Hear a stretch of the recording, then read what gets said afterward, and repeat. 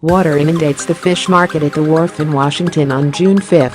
Loic Pritchett, inundation of coastal areas due to rising seas occurred more frequently in the past year than ever before, says a report issued by the National Oceanic and Atmospheric Administration on Wednesday.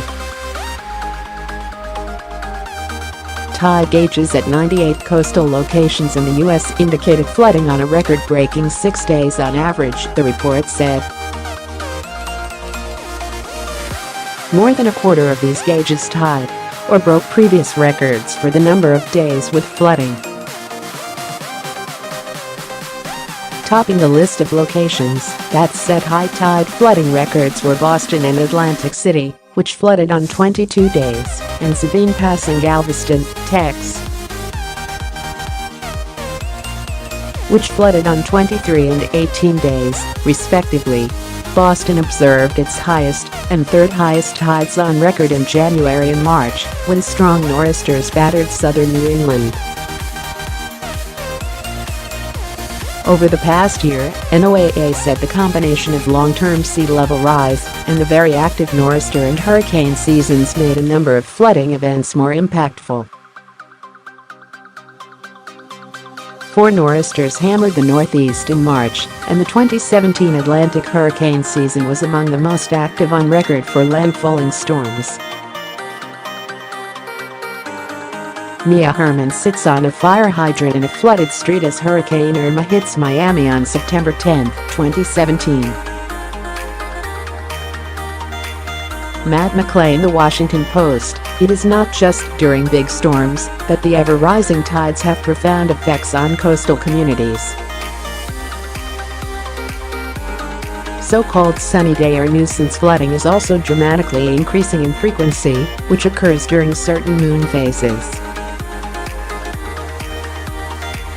As relative sea level increases, it no longer takes a strong storm or a hurricane to cause coastal high tide flooding, NOAA summary of the report said. High tide flooding causes frequent road closures, overwhelmed storm drains, and compromised infrastructure. The record high tide flooding seen in the 2017 meteorological year, spanning May 2017 to April 2018, fits into a long-term increase in water levels, which has shown acceleration in recent years.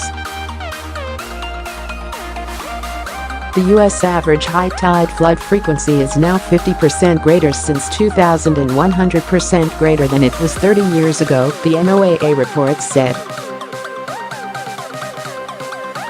NOAA, some of the fastest change has occurred along the mid-Atlantic coast. In 15 years, the incidence of high tide flooding in the mid-Atlantic doubled, from an average of 3 days per year in 2000 to 6 in 2015, according to a separate NOAA report published in February.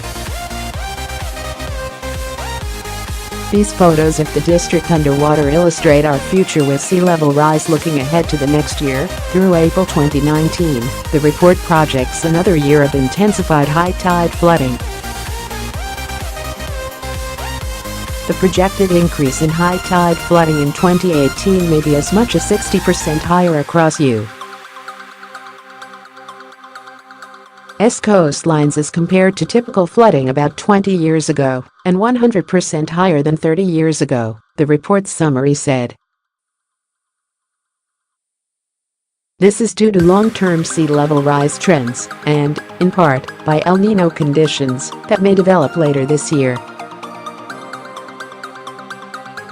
NOAA's February report on high tide flooding made even more dramatic projections for the middle and latter parts of this century, when high tide flooding could occur every other day in many coastal locations. Federal report, high tide flooding could happen every other day by late this century. The announcement on the past year's record high tide flooding was incorporated into the bottom of the report that declared it was the nation's warmest May on record. Neither the announcement of the high tide flooding record, the accompanying summary nor the technical report mention the words climate change, which scientists widely believe is the underlying cause of sea level rise and the increasing tides.